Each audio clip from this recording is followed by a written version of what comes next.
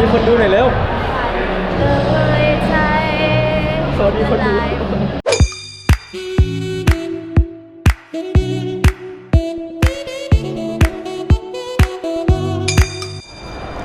สบายดีทุกคนเนาะตอนนี้มาพบกับไม่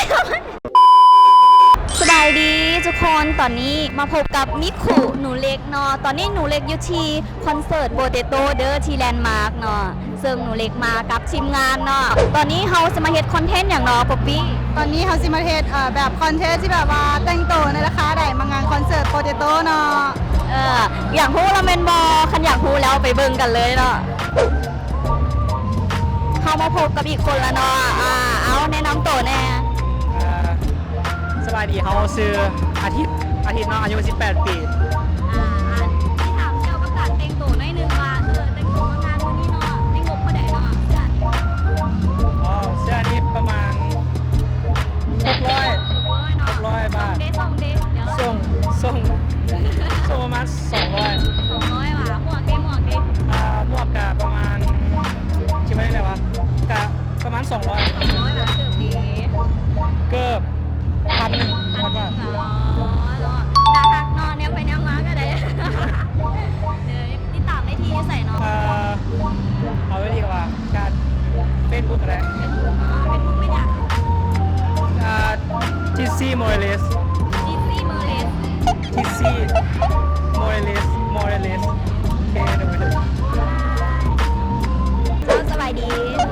นาแต่งตัวมางานโปรติโต้นี่เนาะในงบเท่าใดเนาะเริ่มจะเสื้อเนาะเสื้อกับประมาณชื่อมาได้ประมาณ40,000นี่แหละแล้วก็ส่งกับประมาณ60,000แล้วก็เกิดไปซื้อมือสองมา100 บาทกระเป๋านี่ไม่แน่ใจเราไม่ซื้อกันอันนี้ประมาณ500-600ไปเดาเอาเด้ออันนี้มองว่าอันนี้กับไม่ซื้อกันมีคนซื้อให้เนาะตามนั้นเนาะติดตามไว้หนูนาได้ที่เฟซบุ๊กลงไว้อยู่กล้องนี่เลยกันเนาะมันยาวโดยขอบใจซูมิงหวาแต่งตัวมาคอนเสิร์ตโปเตโต้มื้อนี้เนาะราคาเท่าไหร่เนาะกะผมมียังหลายเสื้อกะแสนใหม่แหละโคตรซื้อส่งกันคือกันเพราะว่าวันนี้ใส่เครื่องเขาว่าหนามาเลยเนี่ยเกือบกับแสนใหม่คือกันเลยโอเคเนาะเดี๋ยวเขามีตามได้ทีติดตามได้ทีติดตามเขาใหญ่จีก็ได้มิกจำแพงจีนดีว่าแอดมิสันก็ได้สดเด้อมิก_8855ขอบใจโดยตอนนี้เขามาพบกับไอ้บุ้มกี่เนาะสาวคนนี้เซ็กซี่น่าฮัก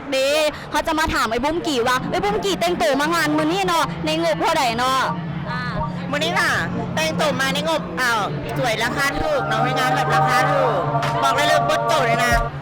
บดประมาณ200,000ป่ายนี่แหละแต่ว่างามน้ำปีกบอกเลยว่าปีกนี่แกเอาอยู่เค้กล้วนๆเอาแบบว่าเกิดมาแล้วแกเอาอยู่เค้กล้วนๆเลย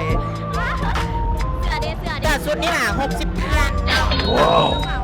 กระเป๋ามันรวมกันมันในกระเป๋าซื้อเลยเป็นโมงตัวนี้20,000ป่ายเนาะ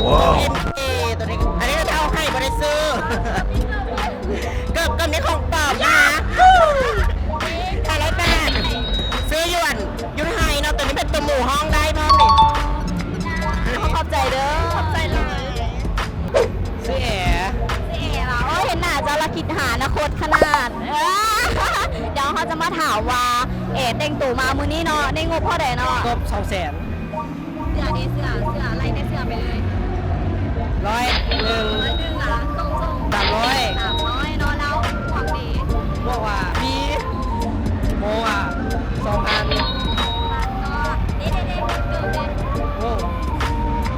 แบบโหประมาณเว้ยเอาแบบเดาเบิ่งมาประมาณเท่าไหร่2,000ซะ2,000บาทขอบใจเด้อในน้ำตู่แน่นอนสุบิกจะมาถามว่าแต่งตัวมาคอนเสิร์ตในงบเท่าไหร่เนาะเอาเริ่มจากเสื้อก่อนเนาะเสื้อ390ก็ส่งดิ1,900ว้าว2,000เนาะมง 6,000ว้าว พันเนาะเข้าใจเด้อ สบายดี ซื้อบีบีเด้อโสด มันมาแบบออกตัวแห้งแล้วโสด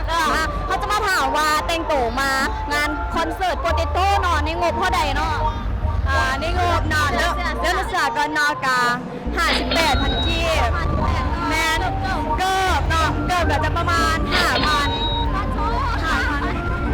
ออกใหม่ละออกใหม่ละ ออกใหม่อะซื้อออกมาใหม่เลย แล้วนี่กันโลกันน่ะประมาณ4,000 กับ 3,000เอง เนาะแล้วกระเป๋ากระเป๋า กระเป๋าเหรอกระเป๋ากันประมาณ55,000 ขนาดถึงเด็กก็ยังดูดีเนาะ